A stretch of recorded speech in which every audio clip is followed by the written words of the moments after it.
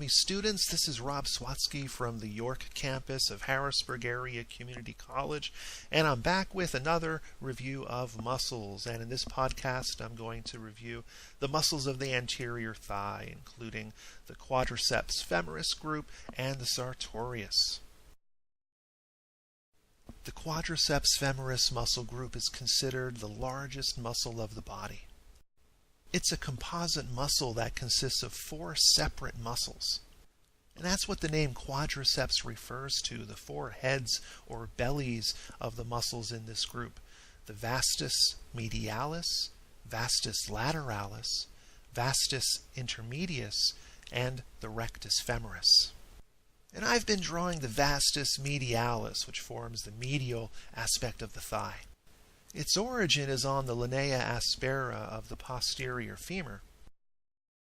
It has 2 insertions which are also shared by the other members of the group. The patella by way of the quadriceps tendon, and the tibial tuberosity on the tibia bone, which is that bump you can feel just below your patella. The action of this muscle is also shared by the other members of the group, and that is the extension of the leg at the knee joint.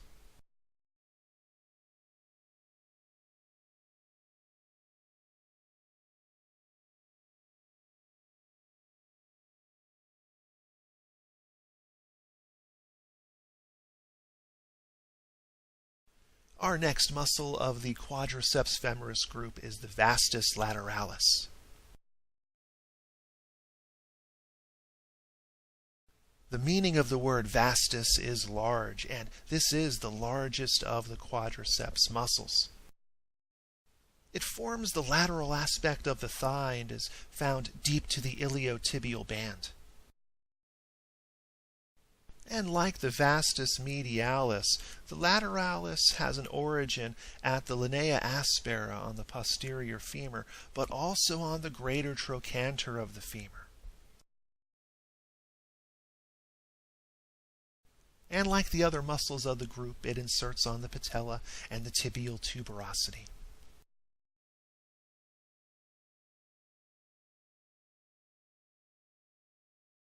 It also shares the same action of extension of the leg at the knee joint.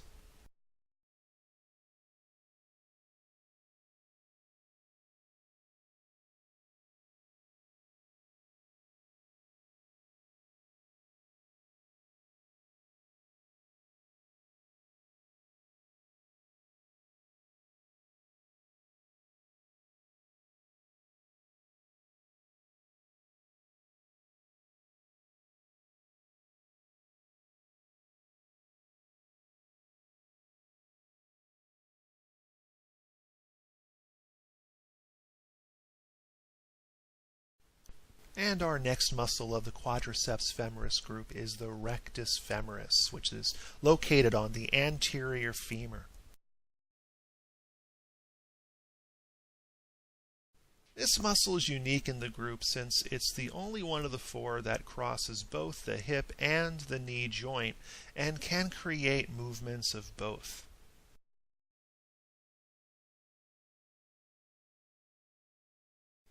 The word rectus refers to the vertical orientation of the muscle fibers, which run along the length of the femur. The origin of the rectus femoris is different from the vastus muscles. Its origin is at the anterior inferior iliac spine of the hip bone.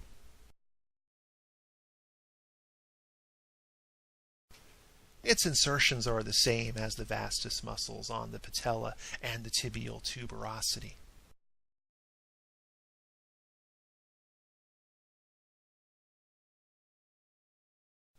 In addition to extending the leg at the knee joint, like the 2 vastus muscles, the rectus femoris also flexes the thigh at the hip joint, as when you kick a football.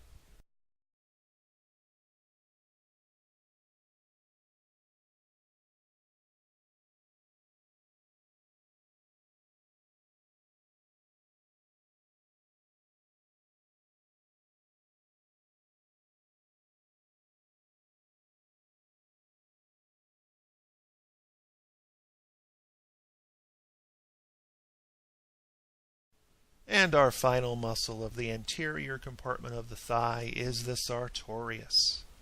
One major claim to fame of the sartorius is that it is the longest muscle in the body. It's a long, narrow, band-like muscle that runs obliquely across the anterior thigh, from the pelvis to the knee. It's separate from the quadriceps femoris group, but similar to the rectus femoris muscle, it crosses both the hip and the knee joint, enabling movement of both areas. The word sartorius means tailor, and the nickname of this muscle is the tailor's muscle. The sartorius allows one to sit in the cross-legged position, similar to how a tailor would sit when making measurements. The sartorius originates at the anterior superior iliac spine of the hip bone, and it inserts onto the medial surface of the tibia. And as it crosses the thigh obliquely, it has sort of an S curve, and that's one way to remember the muscle. S for the curve, S for sartorius. Even though it's the longest muscle of the body, it is not a strong muscle. It provides weak flexion of the leg at the knee joint, as well as weak flexion, abduction, and lateral rotation of the thigh at the hip joint.